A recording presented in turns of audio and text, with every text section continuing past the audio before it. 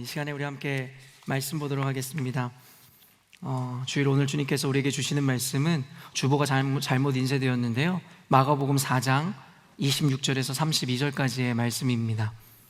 마가복음 4장 26절에서 32절까지의 말씀입니다. 함께 믿음으로 한 절씩 교독하여 읽도록 하겠습니다. 또 이르시되 하나님의 나라는 사람이 씨를 땅에 뿌린 것 같으니 그가 밤낮 자고 깨고 하는 중에 씨가 나서 자라되 어떻게 그리 되는지를 알지 못하느니라. 땅이 스스로 열매를 맺되 처음에는 싹이요 다음에는 이삭이요 그 다음에는 이삭의 충실한 곡식이라. 열매가 익으면 곧 낫을 되나니 이는 추수 때가 이르렀음이라. 또 이르시되 우리가 하나님의 나라를 어떻게 비교하며 또 무슨 비유로 나타낼까? 겨자씨 한 알과 같으니 땅에 심길 때에는 땅 위의 모든 씨보다 작은 것이로되 함께 읽겠습니다. 심긴 후에는 자라서 모든 풀보다 커지며 큰 가지를 내나니 공중의 새들이 그 그늘에 깃들일 만큼 되느니라. 아멘. 오늘은 마가복음 본문 말씀을 통해서 씨 뿌리는 자의 사명이라는 제목으로 하나님의 말씀을 증거하고자 합니다. 광고 시간에도 여러분에게 또 인사드렸지만 기도해 주신 덕분에 열흘간의 휴가를 잘 다녀왔습니다. 사실 이 오롯이 휴가를 위한 휴가를 가본 것이 한국을 떠난 이후로 처음이었던 것 같습니다. 사실은 또 한국에서조차도 휴가를 간 기억이 거의 없을 정도로 사실은 제 젊은 날의 시절 그리고 이곳 호주에 와서의 삶이 굉장히 치열하고 사실은 열정적으로 그리고 열심히 살았다라고 생각합니다. 그런데 그런 속담이 있잖아요. 고기도 먹어본 놈이 잘 먹는다, 이런 얘기가 있어요.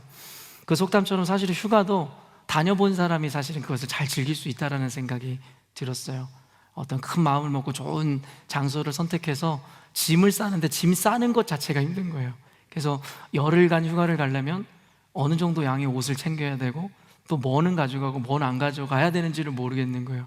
그래서 호텔에 이렇게 입구에 들어가는데 정말 시골에서 갓 상경한 사람들이 체크인을 하는 것 같은 느낌이 저한테 받았어요. 남들은 그 고급 캐리어를 이렇게 하나씩만 끌고 오는데 우리는 우럴스 비닐봉지에다가 그래서 호텔 로비에 들어갔는데 좀 부끄러움 아닌 부끄러움, 뭔가 고속버스 터미널 대합실에 우리가 와서 애들은 거기, 머릿속에 생각해 보세요. 굉장히 큰맘 먹고 고급스러운 호텔에 갔거든요. 그 로비에 우리 애들 2명, 시골에서 올라온 애들 같은 애들 2명, 우럴스 비닐봉지에다가 막 별의별 거 다 들고. 그래서 휴가도 다녀온 사람이 다녀오는 거구나 라는 생각이 들었습니다. 그러면서 든 생각이 휴가를 자주 다녀야겠구나 라는 생각도 들었어요. 사실은 방금 이야기한 것과 연이어 이어지는 것은 아이들이랑 놀아준 사람이 어떻게 노는지를 아는 것 같아요. 열흘 동안 아이들이랑 계속 같이 있었는데 제가 아버지로서 어떻게 놀아줘야 될지를 모르는 거예요. 생각해 보니까 아이들이랑 같이 놀아준 기억이 거의 없는 거예요. 그러다 보니까 어떻게 놀아야 될지 모르겠고, 그리고 애들이 귀찮기만 하고 좀 쉬고 싶고, 그런 걸 보면서 내가 부모 자식 간의 이런 유대관계라든가 어떤 친밀함들이 생겨지는 이 시기에 아버지의 부재가 사실 아이들에게 어떤 영향이 있을까라는 생각을 해봤어요. 사실은 차를 타고 이제 이렇게 이 휴가지로 이렇게 떠나고 있는데 하율이가 그런 얘기를 하는, 첫째 아이가 이름이 하율인데요, 그 아이가 진짜 이런 얘기를 하는 거예요. 아빠 드디어 아빠랑 같이 이렇게 휴가를 가니까 너무 좋아, 이런 얘기를 해요. 그러면서 아빠 항상 꿈에도 아빠는 교회 가 있고 엄마랑 우리 셋만 있었는데 드디어 아빠랑 같이 넷이 어디 가는 것 같아서 너무 좋아, 이런 얘기를 하더라고요. 그러면서 목회자로서 제 삶에 대한 평가는 일단은 차처하고라도 아버지로서의 제 인생이 그렇게 잘 산 인생은 아니겠다라는 생각이 들었어요. 사실 한국에서 제가 존경하는 목사님의 아드님도 책을 쓰셨지만 한국에 존경받는 목회자는 많는데 존경받는 아버지가 많지 않아요. 더 많지 않은 거는 존경받는 목회자 아버지를 둔 사람이 많지 않다는 것을 깨달았어요. 그래서 과연 나는 무엇을 얻었고 무엇을 잃은 것인가에 대한 생각을 많이 해봤습니다. 단순히 목회자로서의 생각뿐만 아니라 여러분도 잘 한번 생각해 보셨으면 좋겠습니다. 다시 오지 않을 오늘을 살아가고 있으실 텐데 가장 소중한 존재인 자녀들과 가족을 위해서 여러분 얼마나 시간을 할애하고 계신지. 그래서 앞으로 제 사역의 방향성들도, 제 인생의 방향성들도 조금은 달라지지 않을까라는 생각이 들었어요. 그래서 휴가를 어떻게 지내야 되는지 잘 모르는 사람이어서 그런가 사실은 휴가 가서 좋은 곳에서 좋은 것 먹고 잘 쉬고 있는데도 집에 가고 싶은 거예요. 어떻게 휴가를 즐겨야 되는지 몰라서 그런가 봐요. 그래서 집으로 향하게 되고 이렇게 집에 딱 도착하게 되니까 얼마나 마음이 좋았는지 모르겠어요. 그래서 어떤 여행을 많이 다녀본 듯한 집사님이 저한테 그런 얘기를 하시더라고요. 여행을 가는 이유는 결국엔 집의 반가움을 알기 위해서라고. 정말 그런 생각이 들었어요. 집에 오니까 늘상 오던 집인데도 너무나 편안하고, 그분의 그 말이 참 공감되어졌습니다. 사실은 이제 설교로 이어지기 전에 휴가지에서 제 마음이 어땠는지를 좀 나누고 싶어요. 휴가지에 가서 아까도 얘기했지만 좋은 호텔에서 좋은 음식을 먹으면서 정말 아무 고민 없이 시간을 보낸다라고 생각했는데 제 마음이 그렇게 행복하거나 쉼이 되는 것 같지가 않았어요. 마음이 너무 무거운 거예요. 그렇다고 뭐 애써 또 목회자로서 남겨둔 열린문교회가 걱정이 돼서 뭐 그런 건 아니었습니다. 그냥 제 인생에 대한 고민이었고 제 목회에 대한 고민이었습니다. 그러면서 저한테 늘 제가 묻는 질문, 너는 과연 행복하니? 그런 질문들을 저에게 해보면서 조금 더 자신에게 들어가는 시간을 가져보았습니다. 근데 뭐라고 말로 설명할 수 없는 복잡한 신경들이 제 안에 있는 거예요. 뭐라고 이야기할 수는 없는데 결코 유쾌하지도 편안하지도 않은 마음이었어요. 그래서 쉬는 시간 내내 몸도 사실은 더 아프고 마음도 사실은 좀 더 힘든 시간을 가졌던 것 같습니다. 그 감정 중에 하나를 제가 굳이 이렇게 목회자로서 찾아봤더니 이 책임감을 뛰어넘어서 스스로에게 정죄감이 밀려오고 있다는 것을 깨달았어요. 교회에 대한 책임감, 성도에 대한 책임감, 이 시대의 어떤 이 목회자로서의 사명에 대한 책임감을 넘어 이제는 그 책임감이 지나치다 보니 스스로에 대한 정죄감으로 저를 옥죄고 있다는 걸 깨달았어요. 그러면서 저의 스스로에게 묻는 거죠. 너는 목회자로서 자격이 있다고 생각하니? 너가 너의 삶을 아는데 너가 많은 사람들 앞에서 설교할 수 있는 너가 자격이 있다고 생각하니? 목회자이기 때문일까요? 아니면 그리스도인이기 때문일까요? 늘 끊임없는 그 책임감과 부담감을 벗어나지 못합니다. 어쩌면 쉬어도 쉬는 게 아니란 말이 맞을지 모르겠어요. 사실은 그래서 그 마음으로 사실은 쉬다가 쉼도 아닌 쉼을 쉬다가 집으로 돌아왔어요. 그래서 주말에 이제 집을 향해 부지런히 바쁘게 달려 내려왔거든요. 이제 주일 예배를 섬겨야 되기 때문에 어떤 교회를 갈까 서치도 해보고 고민을 하다가 이제는 주일 예배 성수하기 위해서 휴가를 조금 더 일찍 당겨서 집으로 아침 일찍 내려왔습니다. 그런데 제가 미처 생각지도 못했던 게 어디든 그냥 가면 될 줄 알았는데 여전히도 등록하지 않으면 못 가는 교회들이 있더라고요. 그래서 저는 원래 이제 이 지역 교회를 가면서 우리 열린문교회의 잘하는 점, 그렇지 못한 점을 한번 이렇게 잘 비교해보고 실천해보자 라는 생각을 했는데 결국에는 등록을 해야 되는 것 때문에 제가 가고자 했던 교회를 가지 못하게 되므로 불가피하게 계획이 차질이 생겨서 한국에 있는 교회에 온라인 예배를 드리게 됐습니다. 한국 교회가 온라인 예배를 참 잘 만들고 잘 드리잖아요. 그래서 오랜만에 한국 예배를 드려서인가 사실은 너무나, 아니면 온라인 예배 때문인지 설레기도 하고 사실은 기대되기도 하는가 동시에 약간 너무나 어색함을 감출 수가 없었던 것 같아요.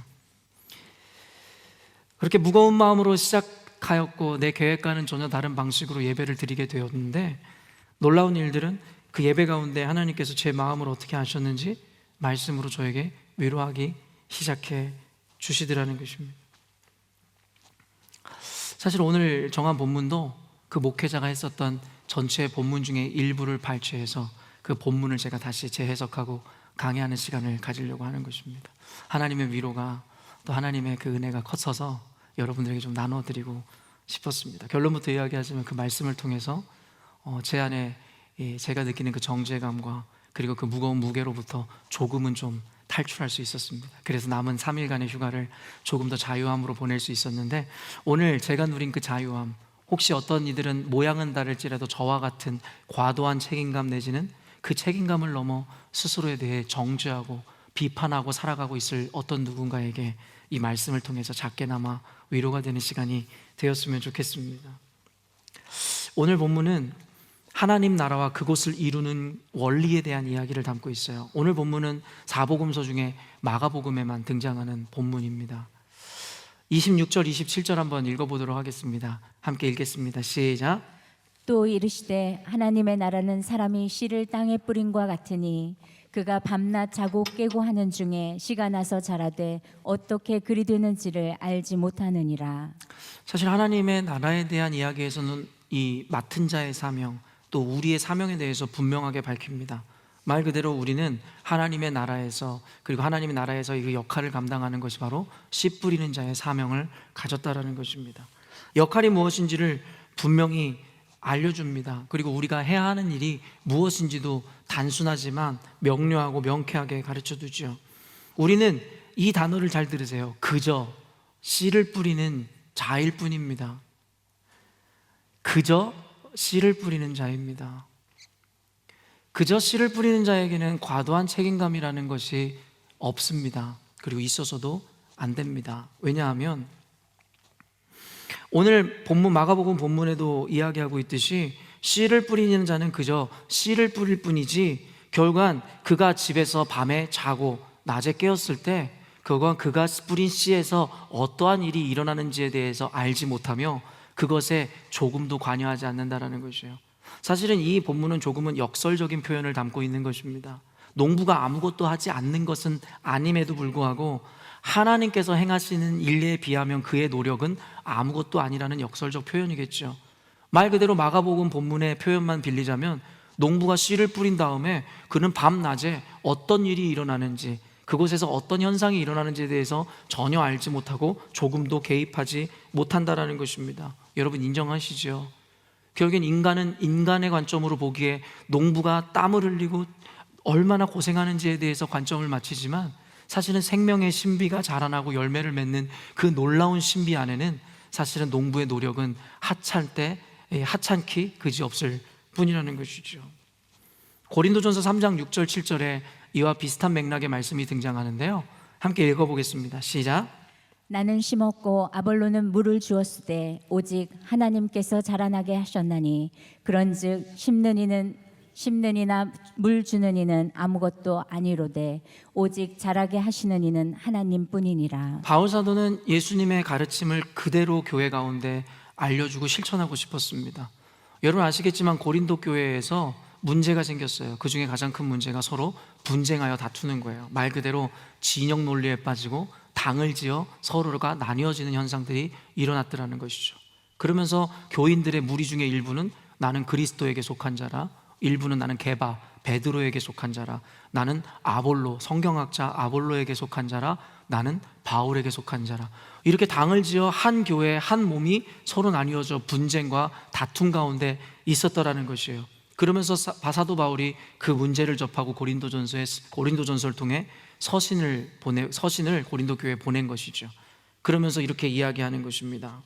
나는 심었고 아볼로는 물을 주었을 때, 서로의 역할에 대해 이야기했습니다. 하나의 은유적인 표현일 뿐이겠죠. 씨를 뿌렸고 한 명은 물을 주었을 때 결국에는 그것을 자라게 하시는 이는 하나님이시기에 물을 주는 이나 씨를 뿌리는 자나 아무것도 아니로되 생명을 주시고 자라게 하시는 것이 하나님임을 이야기했습니다. 그러므로 너희들은 누구의 편이다, 누구가 옳다라고 이야기하지 말고 옳으신 분은 오직 하나님 한 분이시기에 너희들은 하나님 앞으로 다시 모이라 라고 가르쳤던 것이죠.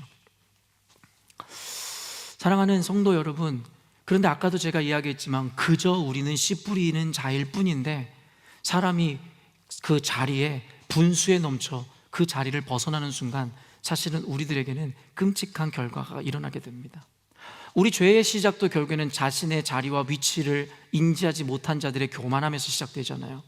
하나님께서는 아담과 하와를 지으시고 에덴 동산에 선악을 알게 하시는 선악과를 심으심으로 말미암아 하나님과 인간과의 질서를 세우시고 선을 정하셨습니다. 너희들은 모든 것은 할 수 있되 나와 너는 다른 존재야. 원래 아담과 하와도 여러분 영생 불사하는 존재 아니었습니까? 무한한 존재였단 말이에요. 하나님이 그런 복으로 인간을 만드시고 은혜를 주셨다고요. 그리고 모든 것을 다 가하게 하셨어요. 너희들이 모든 것을 할 수 있다라고. 그런데 하나님은 분명하게 이것만 가르쳐주고 싶으셨어요. 결론적으로 너희들과 나는 다르다. 나는 너희들의 하나님이고 너희들은 나의 피조물이다. 그 구분점으로 주신 것이 고작 그 선악을 알게 하는 선악과 나무 하나였습니다. 그러나 여러분, 인간의 탐욕의 끝이 없고 자신의 자리와 분수를 알지 못하는 인간의 욕망이 어떻게 되었죠? 모든 것이 가하지만 결국에는 그만 한 가지를 이루고자 결국에는 선을 넘고 말게 되더라는 것이죠. 그러면서 인간사의 고통이 시작된 것이고 죽을 수밖에 없는 죄인으로 전락하기 시작한 것입니다. 자리를 지키는 것이 얼마나 중요한지에 대해서 이처럼 창세기의 인류의 시작부터 성경은 우리들에게 누누이 가르쳐주고 있습니다. 그러나 바벨탑을 쌓았고 결국에 우리가 알고 있듯이 인간이 하나님을 넘고자 했었던 그런 시도들은 역사 가운데 계속 일어났으며 그때마다 하나님의 심판, 하나님의 고통의 역사는 계속 우리들에게 주어졌다는 것이요. 왜요? 제자리를 찾게 하기 위해서였죠. 너희들이 너희들의 분수를 알라고 이야기하는 것이었죠. 저는 목회자입니다. 제가 왜 그렇게 심한 부담감을 가졌는가에 대해서 생각해 보니 제가 제 분수를 몰랐던 것이죠. 내가 할 수 없는 것인데 내가 할 수 있는 것인 줄로 착각했던 것이겠죠. 사랑하는 열린문교회 성도 여러분, 우리는 그저 우리의 자리를 잘 인지하고 이해해야 합니다. 그리고 분에 맞는 모습으로 최선을 다하면 될 뿐입니다. 근데 아까도 이야기했지만 우리는 원래 그저 씨 뿌리는 자의 사명을 가진 그저 농부일 뿐인데 안타까운 것은 스스로의 그 사명을 넘어 스스로가 과도한 책임감을 가짐으로 말미암아 그 원래의 사명을 감당하는 것마저도 주저하게 되며 사명을 감당하면서도 마음이 편안하지 못하다라는 것이에요. 그러다가 결국에는 사명을 내려놓고 포기하기에 이르더라는 것이죠. 이게 바로 자기의 분수를 알지 못하고 자신의 사명의 그 입장을 알지 못하는 자들에게 나타나는 현상인 거예요. 제가 느꼈던 그 무게가 바로 어쩌면 그와 같은 것이었을지도 모르겠습니다. 제 모습이 꼭 방금 이야기한 이와 같았던 것 같아요. 그러니 휴가를 가도 쉼을 제대로 누리지 못하고 쉬는 날에도 마음이 늘 부담감에 눌려 있는 것이겠죠. 그러나 아까도 얘기했지만 이것은 단순히 목회자인 저에 대한 이야기일 뿐만 아니라 현대를 살아가는 그리스도인들의 또 다른 이야기일 수 있으며 여기 계시는 여러분들의 이야기일 수도 있을 것 같습니다. 방금도 이야기했지만 우리는 하나님의 사명을 맡은 자들, 목적을 가진 바로 씨 뿌리는 자들의 사명을 가진 자들입니다. 그리고 하나님께서는 우리로 하여금, 우리 교회로 하여금 그 사명을 완수하라 말씀하시죠. 그러나 그 과정이 쉽지 않은 것은 사실이지만 주님께서는 그 길을 무겁고 고통과 괴로움 가운데서 행하라는 것이 아니라 비록 우리가 걷는 길이 십자가의 길이고 고난의 길일지라도 기쁨과 즐거움으로 사도들이 그러하였듯이 그 길을 맞이하라 이야기합니다. 그래서 오늘은 어떻게 보면 너무나도 모순적이고 역설적인 이 부르심, 좁은 길 십자가의 길을 걸어야 함에도 불구하고 우리는 사도들과 같이 기쁨과 감사와 평강으로 감당해야 되는 그 모순적인 개념을 오늘의 말씀을 통해서 조금이라도 해소시키심으로, 그래서 여러분에게 주신 사명을 끝까지 기쁨으로 완수하시기를 바라는 마음으로 여러분들에게 팁을 드리고자 합니다. 첫 번째, 어떻게 하면 우리에게 주신 그 사명을 기쁨과 감사와 행복으로 감당해낼 수 있을까? 첫 번째, 한번 따라 해보셨으면 좋겠습니다. 시작. 하나님을 바라보라. 사실 너무나 구태의연하고 진부한 이야기인지 모르겠습니다. 하나님을 바라보라. 그런데 저는 목회를 하면서 그런 생각을 했어요. 어떻게 보면 약 20년간 설교를 쉬지 않고 하면서 그런 생각이 들었습니다. 과연 내 설교가 얼마나 다양하단 말인가? 여러분, 20년이란 세월이 짧지 않잖아요.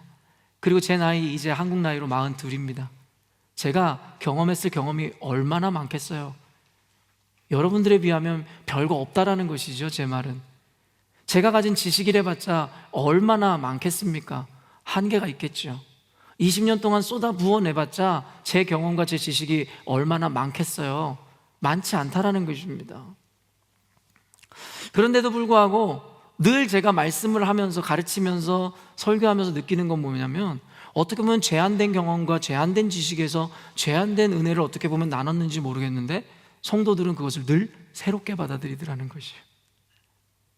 어떻게 보면 동일한 맥락의 내용들을 반복하는 것만 같은데도 성도들은 그 말씀을 늘 새롭게 받아들인다는 것이고, 거기서 무엇을 깨닫느냐면 삶에서 전혀 말씀대로 살아가지 않는구나 라는 생각을 하게 되죠. 어떤 권사님이나 장로님이나 아니면은 교회에서 연륜이 있거나 직분을 가진 분들은 그런 생각하시는지 혹 모르겠습니다. 나도 알 만큼 알고 배울 만큼 배웠다라고. 근데 그거 아십니까? 성경에서는 아는 것이 중요하다 이야기하지 않아요. 10가지, 100가지를 아는 게 중요한 것이 아니라 한 가지를 알아도 그대로 살아내는 인생을 훨씬 높이 평가한다는 것이죠. 토요새벽에도 이야기했지만 인간은 망각의 동물입니다. 망각이라는 것은 하나님이 주신 선물이라고 저는 생각합니다.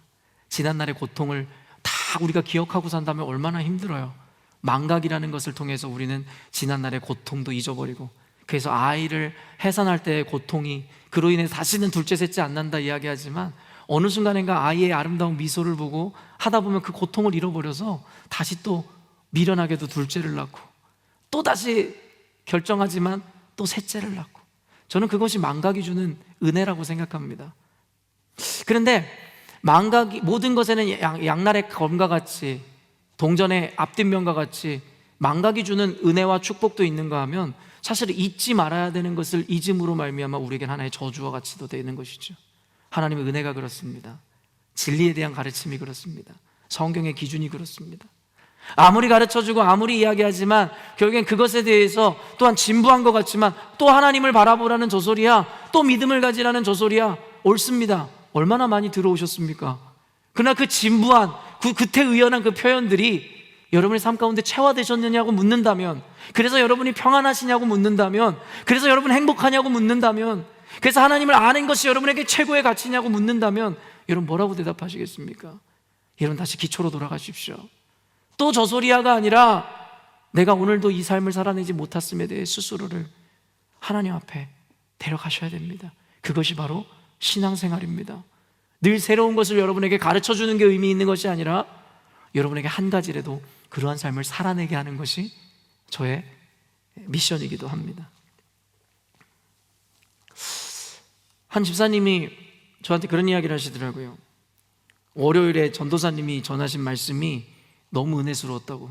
아침을 깨우는 말씀 제가 없는 동안 그 조하나 전사님이 쭉 하셨잖아요. 그러면서 저한테 꼭 들어보시라고. 그 말씀 듣는데 그 표정 그리고 그 태도에서 너무 담대하고 막 자기가 큰 은혜를 받았다고. 근데 또 그렇게 지나가면 좋으련만 그걸 한 2-3번 얘기하시는 거예요. 꼭 보시라고. 그러니까 이 휴가 기간 동안에 제가 뭐 시간을 맞출 수도 없기도 했었고, 뭐 이렇게 지나가면은 그날의 거는 잊어버리고 다음날 거부터 볼 수 있는데 그분이 한 2-3번을 나한테 월요일 걸 꼭 보라고. 제가 하필이면 보질 않았었거든요. 그러니까 그분이 한 2-3번 얘기하니까 저도 지나갔으면 됐지 자꾸 뭐라 그래가지고 운전하면서 그 영상을 보게 되었습니다. 근데 그 말씀을 듣는데 정말 은혜가 되었어요. 그래서 집사님을 통해서도 하나님이 나를 또 2차적으로 위로하기를 원하시는구나. 말 그대로 주일의 설교에 연이어서 저에게 주시는 말씀이었어요. 전도사님을 통해서 하나님께서 저에게 위로하시기를 시작한 것이었습니다. 여러분 요즘 아침을 깨우는 말씀 보시겠지만 모세와 하나님과의 만남에 대해서 계속 그리고 있습니다. 그리고 아까 월요일 말씀은 바로 하나님께서 모세를 부르셔서 이스라엘 백성들에게 또 바로 왕에게 보내는 장면을 기리고 있는 것이죠. 근데 전도사님께서 말씀하셨지만 하나님께서 말씀하시는데 그런데 그러나라는 말들을 하면서 하나님의 부르심을 계속 거절하고자 하는 모세의 의지를 보여주더라는 것이죠. 사실은 모세를 부르기 이전에 모세를 아시는 주님께서는 모세에게 미리 하나님의 이적과 표적을 보여주셨어요. 그 이적과 표적이 뭐였죠? 지팡이가 뱀으로 바뀌게 하셨고, 두 번째 뭐였어요? 손이 나병을 갖게 되었다가 아이 살처럼 깨끗해지는 이적을 미리 보여주셨어요. 모세를 부르기 전에 하나님의 배려였다라고 저는 생각해요. 그 얼마나 마음이 떨리겠어요. 바로 왕 앞에 가서 선포한다는 것이 여러분 그렇게 쉬운 일입니까? 여러분이 스캇 모리슨 총리 앞에 가서 왜 호주를 이 모양으로 이끌어 가십니까? 아니면 한국에 와서 문재인 대통령 앞에서 여러분 그렇게 담대하게 이야기하실 수 있을 것 같아요? 아니면 다니엘처럼 느부갓네살 왕 앞에서 여러분 그렇게 이야기할 수 있을까요? 우리가 성경을 읽는 것처럼 그게 쉬운 게 아니라고요. 여러분 그 백성을 다스리던 람세스 여러분 바로 왕에게 가가지고 모세가 내 백성을 보내라, 노예에서 해방시켜라, 그게 쉬웠겠냐고요. 누구도 할 수 없었죠. 그래서 주님께서 모세에게 봐라, 너 이 기적이 너와 함께 한다라고 보여주셨죠. 사실은 어떤 이들은 평생 한번 경험할까 말까 한 그런 하나님의 능력을 모세에게 특권적으로 허락하신 것이래요. 근데 여러분 어떤 줄 아세요? 그러한 기적도 결국엔 자신 안에 꽁꽁 갇혀 있었던, 자신의 껍질 안에 갇혀 있었던 모세에게는 무용지물과도 같은 것이었다라는 거예요. 아까도 얘기했지만 누구도 한번 경험해 볼 수 없을 법한 그런 기적을 그를 부르심 앞에 보여주었지만 자신 안에 갇혀 있었던 모세에게는 그런 기적이 아무런 필요가 없었다라는 것이요. 출애굽기 4장 10절입니다. 읽습니다. 시작. 모세가 여호와께 아뢰되 오 주여 나는 본래 말을 잘 하지 못하는 자니이다. 주께서 주의 종에게 명령하신 후에도 역시 그러하니 나는 입이 뻣뻣하고 혀가 둔한 자니이다. 또 우리 김옥주 집사님이 이 말씀을 더 생생하게 풀어내기 위해서 말을 잘 못하는 자입니다 해서 이렇게 엉켜주시는 거예요. 그것이 은혜인 거죠. 여러분, 이 하나님의 부르심 앞에 모세가 나는 본래 말을 잘 못하는 사람입니다, 뭐 그렇게 이야기할 수 있을 것 같아요. 근데 금요일 말씀까지 여러분 쭉 봐보세요. 곳곳에 모세가 계속 이런 이야기를 반복해서 하는 거예요. 모세가 이런 이야기 할 때마다 내가 아론을 붙여주겠어, 너에게 뭐 이런 기적을 행해줄 거야. 그런데 모세가 또 가가지고 이스라엘 백성의 원망을 한가득 받고 오면 또 하나님 앞에 가가지고 하나님 내가 원래 말을 못하는 자라고요. 이거를 몇 번을 반복해요. 그러면 하나님을 또 그를 달래기도 하고 화를 내기도 하고 그에게 어떤 솔루션을 제공하기도 하고, 그런데 모세는 계속 이야기합니다. 그러면서 그가 하는 변명이 중에 하나가 무엇이냐면 이 사람들도 내 말을 듣지 않는데 바로 왕이 내 말을 듣겠느냐는 것이에요. 근데 이 이야기도 몇 번이 등장하게 돼요. 여러분, 성경에서는 괜한 게 없어요. 왜 이게 반복될까요? 저는 이 성경을 읽으면서 모세가 어떤 사람인지에 대해서 훨씬 더 깊이 알 수 있었어요. 모세의 심리적 상태까지도 파악할 수 있었어요. 바로 모세는 컴플렉스를 갖고 있었어요. 어떤 컴플렉스가 였을까요? 말을 잘하지 못한다라는 거예요. 말이 어눌하다라는 거예요. 그리고 성경에 나와 있지 않지만 그가 이야기할 때마다 사람들은 그의 얘기를 별로 경청하지 않았던 것 같아요. 그 안에 눌려 있었던 것이 무엇인 줄 아세요? 내가 얘기해봤자 사람들은 듣지 않아. 나는 언변의 소질이 없어. 스스로가 갇혀 있었던 거예요. 그러니까 하나님이 기적을 보여주시고 하나님께서 놀랍게 부르시고 말씀하셔도 그 순간은 담대함을 입었는지 모르겠지만 또 상황에 직면하고 사람들이 자기를 무시하고 사람들이 자기에게 손가락질하는 것을 보면 이내 자신 안으로 들어가서 하나님 거봐요, 난 할 수 없다 그랬잖아요. 사람들은 내 말 듣지 않는다 그랬잖아요. 하나님, 내가 원래 언변이 능하지 못한 사람이라고 이야기했잖아요. 모세에게는 이러한 컴플렉스와 함께 사람들에게 인정받지 못함에 대한 두려움이 공존했을 거예요. 그리고 그것이 하나의 단단한 껍질이 되어 그의 삶을 누르고 영향을 끼쳤을 거라는 것입니다. 그러므로 그런 것들이 여러분 부작용으로 어떻게 나타나요? 인정 욕구를 갖게 되었다는 거예요. 인정받지 못함에 대해서 사람들의 인정을 끊임없이 갈구하고, 어떤 의미에서는 애정결핍이라 이야기할 수 있겠죠. 여러분, 그런 성도들이 너무나 많습니다. 우리 교회 안에도 너무나 많습니다. 저의 삶에도 그러한 요소들, 부분들이 분명히 있습니다. 주님께서는 모세의 이런 연약함이나 컴플렉스, 그의 심리 상태, 그의 연약함을 들추어내고 반복하면서까지 우리에게 보여주시고자 하는 의미와 메시지가 무엇이었겠냐라는 것입니다. 바로 모두가 그와 같은 껍질 안에 자아에 갇혀서 하나님이 말씀하시고 하나님이 기적을 보여주셔도 순간일 뿐이지 다시 자신의 자아 안으로 들어가 하나님의 말씀을 거절하는 것, 그리고 하나님의 말씀을 순종하더라도 고통 가운데 그 일을 하게 되죠. 두려움 가운데 그 일을 하게 되죠.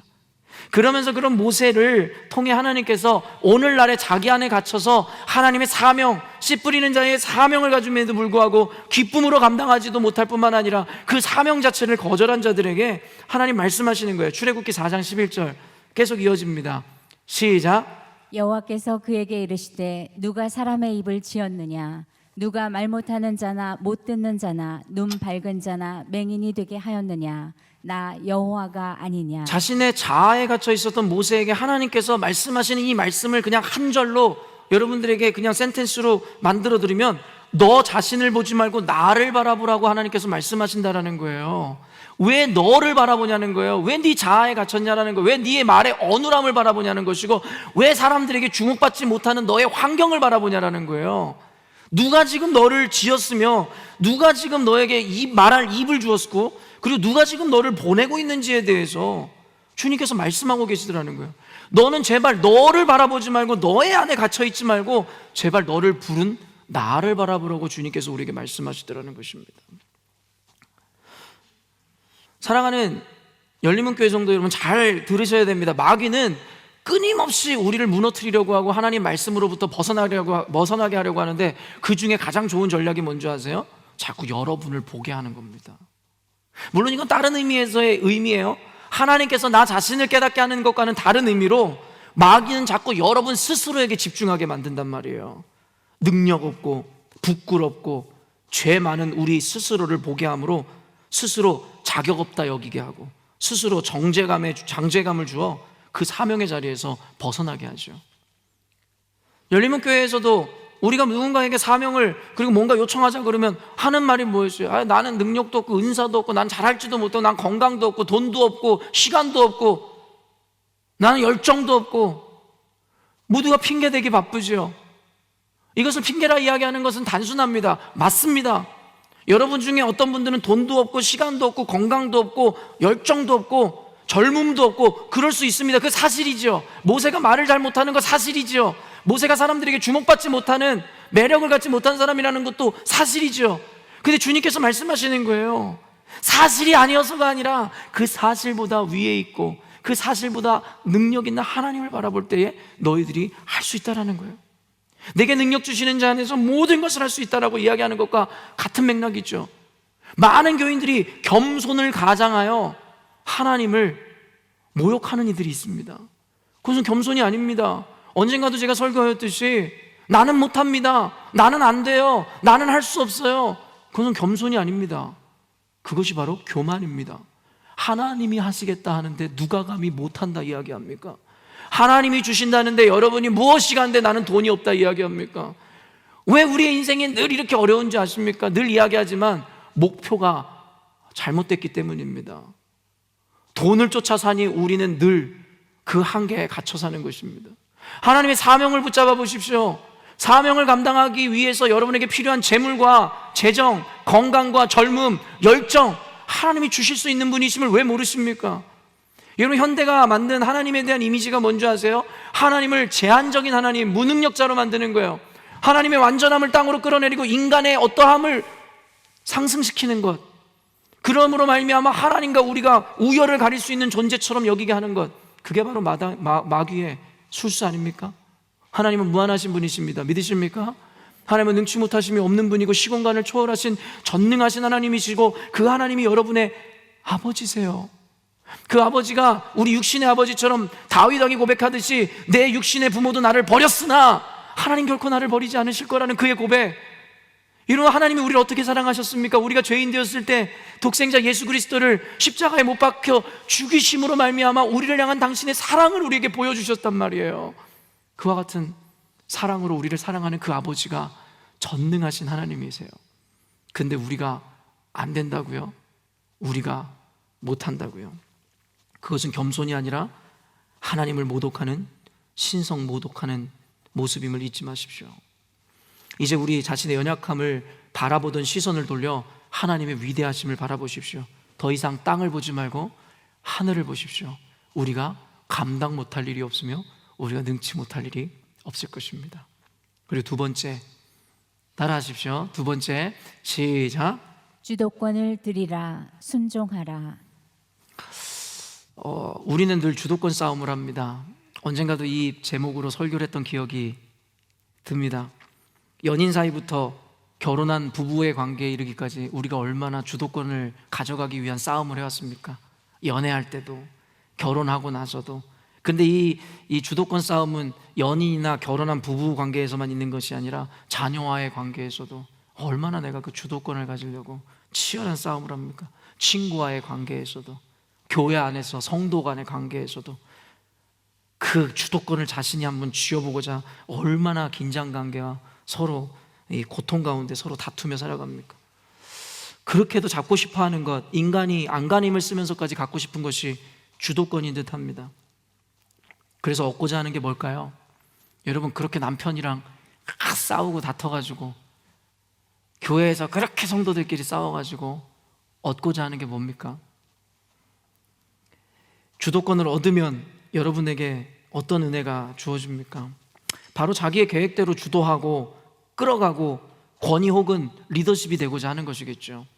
내 말대로 다 되는 거. 우리 교회도 내 말대로 다 되고, 내 가정도 내 말대로 다 되고, 내 아내, 내 남편이 다 내 말 듣고, 내 자녀들이 내 부모한테 순종하고, 결국엔 자신의 권위, 리더십의 자리를 차지하고 싶으신 것이겠죠. 그러나 여러분, 얻는 것이 있으면 잃는 것도 있다는 것이 바로 등가 교환의 법칙이라는 걸 통해서도 우리가 설명하듯이 얻는 게 있으면 잃는 게 있습니다. 여러분이 주도권 싸움을 정말 치열하게 해서 그것을 뺏어냈어요. 그래서 여러분 마음대로 다 되는 가정, 교회, 여러분의 삶을 이뤄냈어요. 그럼 여러분 무엇을 잃게 되는지 아십니까? 바로 자신의 권위와 리더십을 통해서 결정한 사안에 대한 의무와 책임이 주어지는 것입니다. 바로 의무와 책임. 많은 사람들이 자유는 좋아하지만 책임은 좋아하지 않습니다. 그러나 우리가 도덕책에서 배웠듯이 자유와 방종에는 분명한 차이가 있는데, 자기 멋대로 하는 것이 자유라 생각하지만 도덕책에 기록되어 있는 것처럼 자유라는 것은 책임이 동반됩니다. 방종이라는 것을 하는 자들은 책임이나 의무 따위는 저버리죠. 교회 안에서 인생에서 얼마나 이런 무책임한 자들이 있습니까? 자신의 권위라고요? 자신의 자유라고요? 아니죠. 그거는 권위도 자유도 아니죠. 무책임이고 무능력을 의미하는 것이겠죠. 교회에서 권위를 가지십시오. 교회에서 여러분이 주도권을 가지십시오. 그러나 그에 대한 책임을 지십시오. 그에 대한 의무가 있음을 잊지 마십시오. 여러분, 우리가 그렇게 높은 자리로 올라가고 싶어하고 높은 권위를 갖고 싶지만 자리가 높으면 높을수록, 권위와 리더십이 공고하면 공고할수록 그 책임감의 무게가 여러분 더욱더 무겁게 느껴지는 것입니다. 이런 그것이 얼마나 지도자들과 리더들과 가장들의 어깨를 짓누르는지 아십니까? 가정에서 내 말대로 다 되면 행복할 것 같습니까? 교회에서 내 말대로 다 되면 행복할 것 같습니까? 그렇지 않습니다. 그것에 대한 책임으로 아까도 제가 이야기했지만 늘 부담감에 눌려 삽니다. 어떤 이들은 저한테 그런 이야기 할 수 있겠죠. 이제 목사님이 하고 싶은 대로 다 할 수 있지 않습니까? 권위를 가져보지 않은 자들의 이야기죠. 권위를 가진 자들은, 리더십 자리에 올라가 본 자들은 압니다. 그 책임감과 그 부담감이 늘 삶을 짓누르고 있다는 것을. 여러분이 훌륭한 가장이라면 늘 가정에 대한 부담감을 갖고 있습니다. 여러분이 직장에서 훌륭한 상사라면 늘 부담감을 갖고 있어요. 왜냐하면 여러분의 결정에 따라 교회가, 가정이, 직장이 달라질 수 있기 때문입니다. 왕이 되려는 자, 그 왕관의 무게를 견디라라는 말이 있지 않습니까? 왕이 되는 것이 중요한 게 아니라 왕이 되려면 그 왕관의 무게를 견딜 수 있는 자격을 갖춰야 되는 거예요. 근데 현대의 많은 그리스도인들뿐만 아니라 인생들이 어떠한 것입니까? 왕만 되고 싶은 거예요. 그냥 어떠한 권리만 누리고 싶은 것이에요. 왕관의 무게 따위는 자기가 쥐고 싶지가 않은 거예요. 사실은 그것을 질 만한 능력도 없는 거죠. 그러니까 그런 존재가 되어버린 것이겠죠. 주도권을 쥐는 인생은 결코 행복하지 않습니다. 그래서 주도권을 우리는 하나님께 넘겨드려야 됩니다. 제가 왜 그런 고통 가운데 있었느냐라고 하나님께서 저에게 답을 주신 것, 늘 알고 있었지만 저 역시도 망각해버렸던 것, 주도권을 제가 쥐고 있었기 때문입니다. 제 인생의 주도권, 교회의 주도권, 가정의 주도권, 삶과 인생의 주도권. 그러니까 늘 고통스러운 거예요. 늘 부담감과 그 책임감이 저를 짓누르는 거예요. 잘못된 선택을 하면 어떡하지? 내가 잘못해서 교인들이 교회를 떠나가면 어떻게 할까? 내가 능력이 있었다면 교인들이 더 많이 오진 않았을까? 스스로가 스스로를 짓누르고 스스로 할 수 없는 일임에도 불구하고 나를 끊임없이 억누르는 삶. 여러분, 혹시 여러분의 인생은 그렇지 않습니까? 왜 여러분의 인생을 여러분이 끌고 가시려고 해요? 여러분보다 더 훌륭한 리더, 실수가 없는 분이 우리들의 지도자시고 우리의 아버지가 되어주시는데요, 우리가 열심히 계획을 짠다 할지라도 여러분, 주권을 가지신 하나님의 인도하심을 벗어날 수 없습니다. 잠언 말씀에 뭐라고 이야기해요? 마음으로 우리가 우리의 길을 계획할지라도 그 길을, 그 걸음을 인도하시는 분은 하나님이시라. 여러분, 하나님이 우리의 삶을 인도하는 것이지 우리의 계획이나 우리의 어떤 주도성이 우리의 인생을 이끌 수 없음에도 왜 우리는 우리의 인생을 자신이 끌어간다라는 과도한 책임감으로 스스로를 억누르는 삶을 사냐는 얘기죠. 그래서 주님께서 이렇게 말씀하세요. 마태복음 11장 28절입니다. 시작. 수고하고 무거운 짐진 자들아, 다 내게로 오라. 내가 너희를 쉬게 하리라. 그 무거운 무게를 이제는 주님이 대신 지어주겠다는 거예요. 가정의 가장 여러분, 하나님께서 가장의 그 무게를 대신 지어주겠다라는 거예요. 또 자녀들에 대해서 책임을 갖고 있는 어머니들, 또 여성 여러분, 또 교회 어른 여러분, 그리고 직장에서, 사회에서, 또 교회에서 리더로, 지도자로 있는, 또 상사로 계시는 여러분들, 여러분의 모든 부담을 하나님이 가져가 주시겠다는 거예요. 저는 정말 남편들을 보면서 진짜 힘들어하는 분들 많이 보았어요. 이 아내와 자식 앞에서는 약한 모습은 보여주기 싫은데, 그래서 아내한테마저도 나 지금 너무 힘들고 어렵다라고 얘기하지는 못하는데 나가서 우는 거예요. 마음이 무너지는 거예요. 약한 모습은 보여주기 쉽진 않은데 나는 약한 존재거든요. 아내와 자식 앞에서는 무너지는 모습 보여주기 싫은데 이미 내 내장은 다 녹을 대로 녹아 있거든요. 재정에 대한 부담감, 나아지지 않는 살림에 대한 책임감. 사랑하는 남성 여러분, 가장 여러분, 자유하십시오. 누군가가 너희들의 정체성이 뭐냐고 묻는다면 난 누구누구 아빠입니다, 누구누구 남편입니다. 맞습니다. 그러나 그 이전에 우리의 정체성은 뭔지 아세요? 하나님의 아들입니다. 하나님 우리 인생을 책임져 주시고 우리의 가정을 책임져 주시는 것이지, 내가 뼈가 부스러져라 일한다고 하나님께서 우리 인생을 책임져 줄 수 있는 것이 아니라는 것입니다. 아까도 얘기했지만 역설적인 표현입니다. 일하지 말라는 것도 아니고 열심히 살지 말라는 이야기가 아닙니다.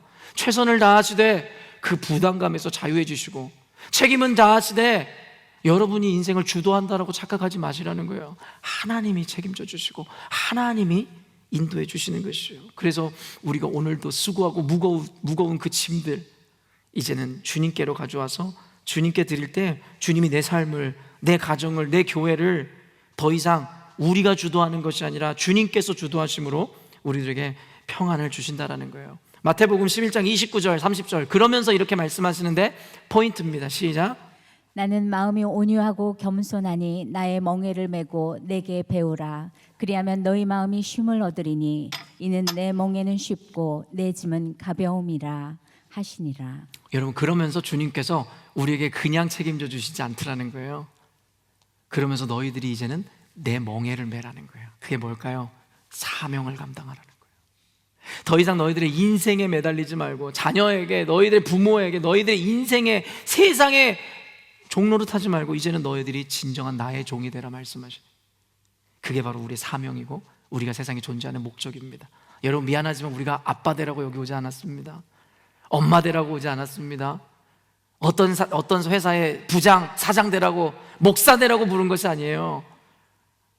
하나님께서 우리를 먼저 부르신 이유는 바로 하나님의 목적을 이루는 삶을 살라고 부르셨다라는 것이지, 그 직업 자체, 그 포지션 자체에 있지 않습니다. 그런데 우리는 얼마나 하나님의 목적과는 다른 방향성으로 오롯이 나를 위해, 내 가정을 위해, 내 인생을 위해서만 살아왔냐라는 거예요. 주님께서 다 가져오라는 거예요. 그건 내가 책임져 줄게.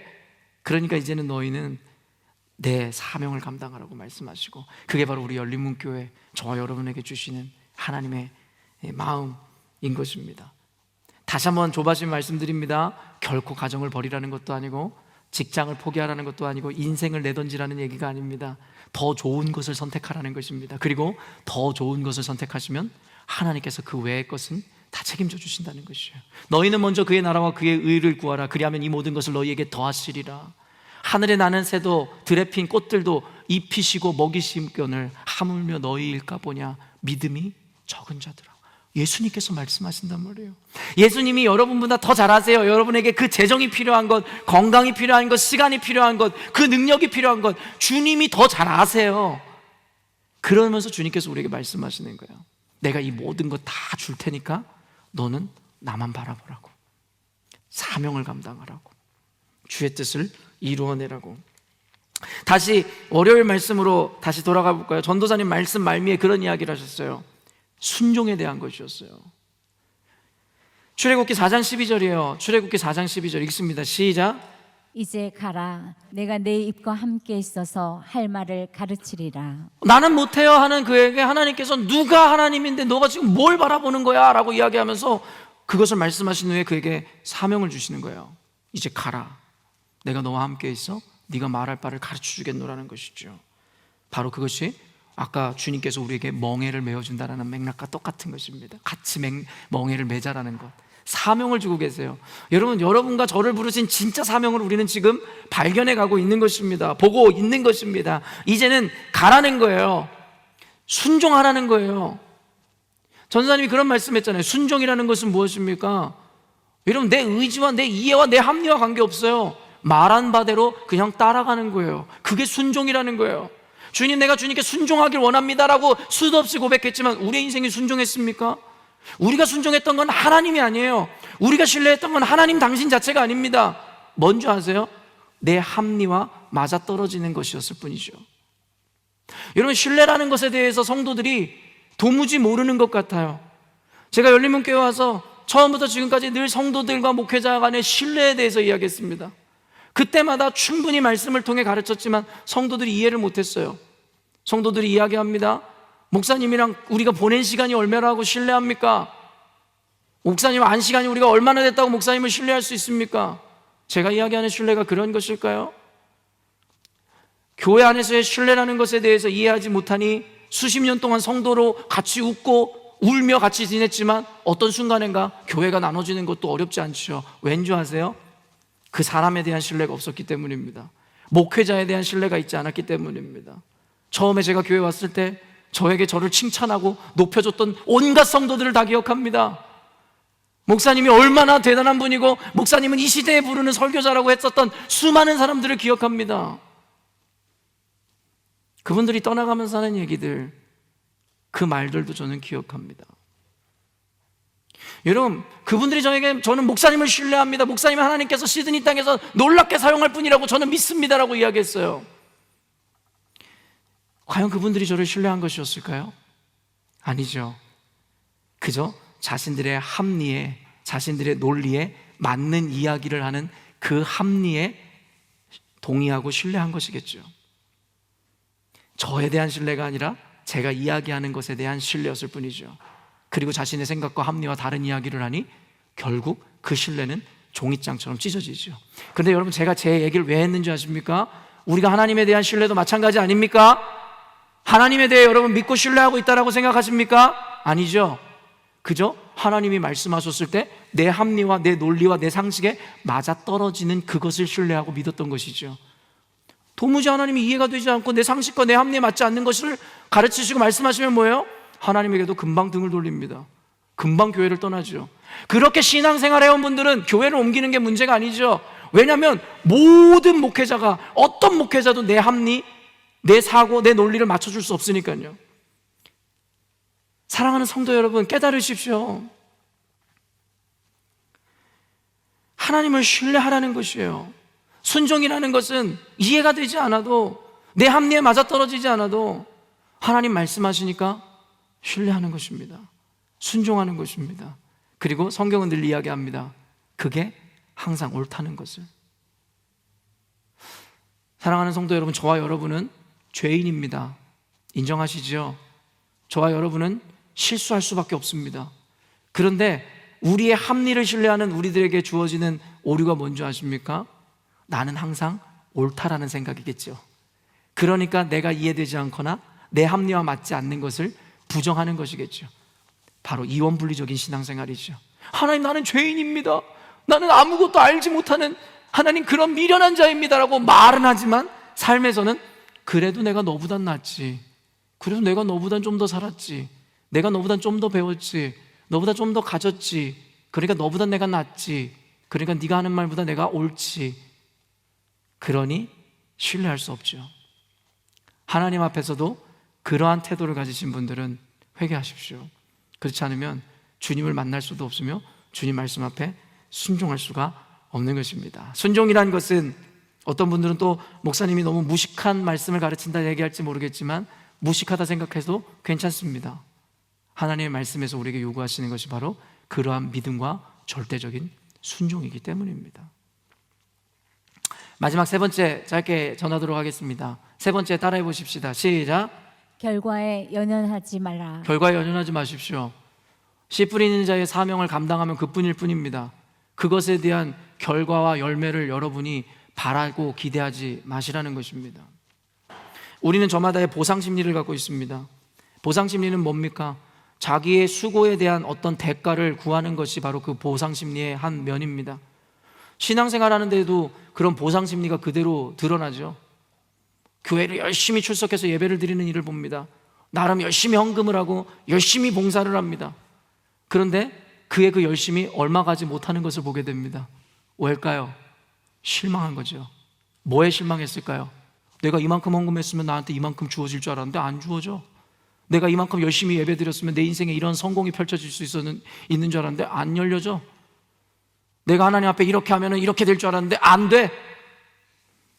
그러니까 결국에는 실족했대요. 그러면서 교회를 떠나기도 하고 하나님을 원망하고 하나님께 도리어 손가락질하죠. 여러분, 지금 제가 단적으로 이야기했지만 지금 이런 태도가 옳습니까? 옳습니까? 여러분의 신앙의 어떤 신앙관으로 한번 비교해 보십시오. 옳습니까? 옳지 않죠. 근데 그 옳지 않은 삶을 우리가 살고 있죠. 저와 여러분이 살고 있죠. 아는 것과 삶이 다른 바로 단적인 예인 것이죠. 우리는 하나님 앞에도 보상 심리로 자꾸 하나님 앞에 give and take 식의 신앙생활 예배를 드리려고 해요. 그러니까 여지없이 무너지고 실족하는 것입니다. 여러분, 하나님 앞에 기대하지 마시고 바라지 마십시오. 하나님 이미 다 주셨어요. 가상 7원이라고 하잖아요. 십자가상에서 내뱉었던 7마디 중에 마지막 말이 무엇이에요? 다 이루었다. 다 이루었다요. 여러분, 아직도 더 남았다가 아니라요, 다 이루었다라는 거예요. 여러분, 단적인 예로 뭘 보여주세요? 물과 피를 다 쏟으셨어요. 예수님의 육체 안에 있었던 모든 액체를 다 쏟아 넣으셨다고요. 우리를 위한 죽으심, 그리고 그걸로 인해서 이루어진 구원에 주님은 전부를 다 주셨다고요. 뭘 더 바랍니까? 근데 인간이라는 존재는 이미 주어진 9가지에 대한 감사보다는 얻어지지 않은 한 가지의 원망으로 살아가고 있잖아요. 결국엔 이러한 관념들이 기복주의 신앙으로 이어져서 결국엔 주객이 전도되는 거예요. 하나님이 아니라, 내가 신앙생활하는 게 하나님이 목적이 아니라 그저 하나님을 믿으면 주어질 그 보상이 나에게 우상이 되어버리는 거죠. 그러니까 교회가 망가지죠. 그러니까 신앙이 불행하죠. 왠지 아세요? 달란다고 다 주지 않거든요. 저와 여러분이 바라는 거 다 이루어지지 않거든요. 그러니까 이런 태도로 신앙생활하면 늘상 불평과 불만이죠. 왜 쟤는 가졌는데 난 없습니까? 저 집사, 저 권사는 나보다 헌금 덜 하는 것 같은데 왜 저 사람들은 더 부자가 됩니까? 이런 한심한 수준의 신앙에서 머물게 되는 것이죠. 그리고 자기가 맞는 마냥 교회를 향하여 칼을 던지게 되는 것이겠죠. 28절 29절입니다 오늘 본문의 말씀 28절 29절 시작. 땅이 스스로 열매를 맺되 처음에는 싹이요 다음에는 이삭이요 그 다음에는 이삭의 충실한 곡식이라. 열매가 익으면 곧 낫을 되나니 이는 추수 때가 이르렀음이라. 너무나 당연하게도 씨를 뿌렸더니 하나님의 원리와 섭리 가운데 이제는 추수할 때가 다가오는 거예요. 그렇죠? 그러면서 또 다른 부르심이 있는데 뭐예요? 바로 우리에게 추수꾼이 되라는 게, 신천지가 얘기하는 추수꾼이 아니라 성경적으로 진짜 열매가 있고 곡식이 휘어져 낫을 기다릴 때 우리가 가서 추수하라는 거예요. 그런데 굉장히 재밌는 표현이 뭔지 아세요? 요한복음 4장 35절 38절 읽어보면 씨 뿌리는 자와 추수하는 자, 그 사명을 맡은 자들의 이 구분점과 태도에 대해서 얘기하고 계세요. 한번 읽어보세요. 준비 시작. 너희는 넉 달이 지나야 추수할 때가 이르겠다 하지 아니하느냐. 그러나 나는 너희에게 이르노니 너희 눈을 들어 밭을 보라. 희어져 추수하게 되었도다. 거두는 자가 이미 삭도 받고 영생에 이르는 열매를 모으나니 이는 뿌리는 자와 거두는 자가 함께 즐거워하게 하려 함이라. 그런즉 한 사람이 심고 다른 사람이 거둔다 하는 말이 옳도다. 내가 너희로 노력하지 아니한 것을 거두러 보내었노니 다른 사람들은 노력하였고 너희는 그들이 노력한 것에 참여하였느니라. 여러분, 말씀이 좀 까다롭고 어렵지만 직접적으로는 예수님과 우리 인생들에 대한 비유일 것이고, 이것을 좀 더 폭넓게 해석하면 여러분 우리 인생사에 대한 이야기입니다. 성경에서 뭐라고 이야기합니까? 너네들이 심었다고 해서 그것도 거두는 것이 너희들이라고 생각하지 말라는 거예요. 노력도 하지 않고 너희들은 다른 사람이 노력한 것에 대해서 너희들이 그것을 걷어갈 수도 있다라는 이야기를 하는 거예요. 여러분, 우리가 왜 성경적 세계관을 가져야 되는 줄 아세요?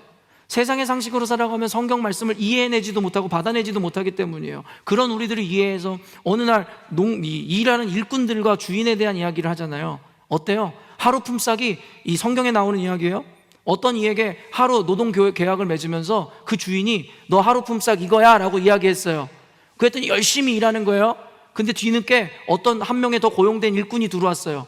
그랬는데 그는 반나절인지 훨씬 짧은 시간을 일했는데 주인이 그에게 삭스를 주는데 여러분 어때요? 자기에게 약속한 하루 품삯을 그대로 다 주는 거예요. 그랬더니 너무나도 상식적이게도 하루 종일 일한 사람이 뭐라고 생각하겠어요? 나에게 약속한 건 요만큼이었는데 조금만 일한 저놈한테도 이만큼 줬으니까, 똑같이 줬으니까 나한텐 더 많이 주겠지? 여러분 당연한 거 아닙니까? 근데 그 주인이 이야기하는 게 뭐예요?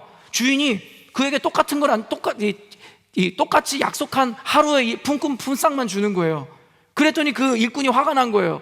쟤는 짧게 일했는데도 이만큼을 받아가는데 왜 나는 하루 종일 일했는데 똑같은 것만 줍니까? 그랬더니 주인이 얘기하잖아요. 내가 너에게 약속한 것을 주지 않았니? 난 너에게 약속한 것을 주었단다. 그런데 내가 약속한 것을 주었으면 되지 조금 일한 사람한테 더 주든 덜 주든 네가 무슨 상관이니? 여러분 우리 안에 잘못된 보상심리와 기대심리가 뭔지 아세요? 누군가와 비교를 한다는 거예요.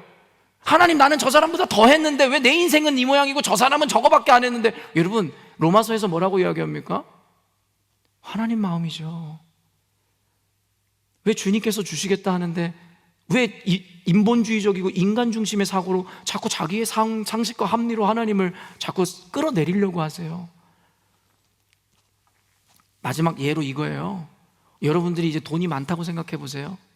부자가 되었어요. 근데 어느 날 죽을 날이 내가 다가왔는데 자꾸 자녀들이 자기들끼리 엄마 나한테 얼마 주고 나한테 얼마 주고를 자꾸 부모한테 요구하기 시작하는 거예요. 그리고 내가 어떤 자식한테 더 주니까 둘째가 셋째가 넷째가 이야기하는 거예요. 왜 저놈한테는 더 주고 왜 나한테는 덜 주고.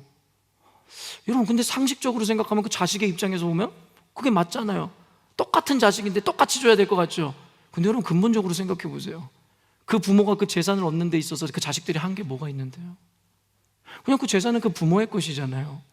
그럼 부모가 내가 누구에게 주고 누구에게 덜 주고는 부모가 결정할 수 있는 일 아닐까요? 그걸 왜 자녀들이 이래라 저래라 개입할 수 있다고 생각하십니까? 아니 인간 사회는 또 이런저런 이유로 그런 일들이 가능할지 모르겠으나 하나님이라는 절대성 앞에서 여러분 생각해 보자라는 거예요. 너무나 하나님을 우리가 비슷한, 우리와 아까도 얘기한 우열을 가릴 수 있는 어떤 존재, 우리랑 디스커션하고 디베이트할 수 있는 이 존재로 생각하는 것 같아요. 여러분 하나님은 절대자세요. 원래 우리는 존재하지도 않을 때부터 존재하시는 분이었으며 말씀으로 세상을 창조하시고 흙으로 우리를 빚으신 분이라고요. 그런 분한테 하나님 어떻게 이럴 수 있습니까? 라고 이야기할 수 있을까요? 성경에는 그런 이야기들이 너무나 많다라는 것이죠.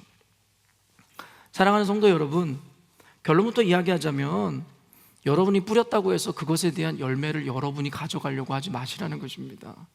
그냥 우리는 씨를 뿌리면 될 뿐입니다. 여러분에게 맡겨진 사명을 그저 감사함으로 하면 됩니다. 요한복음 말씀에도 나오지만 이미 주님은 우리에게 구원으로 다 주셨잖아요. 여러분 벤츠 안 타면 어떻고 집이 어떠면 어떻고 직장이 어떠면 어떻습니까? 우리는 천국에 가는데요. 전부를 얻었는데요. 왜 여러분 작은 것에 목숨을 걸어야 됩니까? 성경에서는 그래서 이 원리를 그대로 이야기하는 거예요. 그냥 너희들은 너희들의 자리를 지키고 해야 할 일만 해. 그거에 대한 결과는 내가 그냥 책임지고 내가 알아서 할게. 말씀을 마치려고 합니다. 사랑하는 성도 여러분, 아까도 제가 왜 그렇게 깊은 고민과 책임감으로 인해서 고통 가운데 있었을까요? 왜 여러분의 인생은 과도한 책임감으로 짓눌린 삶을 살고 있을까요? 진부하고 구태의연한지 모르겠지만 오늘 이 세 가지를 잊었기 때문이었습니다. 자꾸 하나님을 바라보지 못하고 연약한 나를 바라보기 때문이며, 둘째로 주도권을 계속 내가 쥐려 하고 하나님께 맡기지 못했음이며, 그리고 마지막 결국엔 내가 그렇게 순종한 것에 대한 결과를 내가 받아 먹으려 했기 때문입니다. 다시 한번 말씀드립니다. 하나님은 이미 다 이루셨고 모든 것을 주셨습니다. 과한 욕심이 도리어 사람을 망치듯이 믿음 안에서도 이미 다 주신 주님 앞에 더 이상 기복적인 신앙으로 나아가지 마시고 이미 주신 은혜에 감사함으로 남은 내 생을 주님께 드리겠노라는 태도로 살아보십시오. 그러면 안 주셔도 그만, 그 이후에 주어지는 모든 것은 덤으로 얻어가는 감사가 될 것입니다. 사도 바울이 그래서 이야기합니다.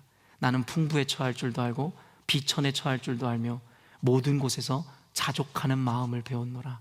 이것이 바로 결과에 연연하지 않는 기복주의적이지 않은 신앙인들이 가질 수 있는 진정한 자유이며 평안인 것입니다. 여러분 모두가 오늘 말씀을 근거로 여러분 자유함을 얻으시기를 바라고, 목적을 분명히 하심으로 씨 뿌리는 자의 사명을 감당해내심으로 평강 가운데 행복 가운데 신앙생활 하시는 여러분 되시기를 주님의 이름으로 축원합니다. 아멘. 기도하겠습니다.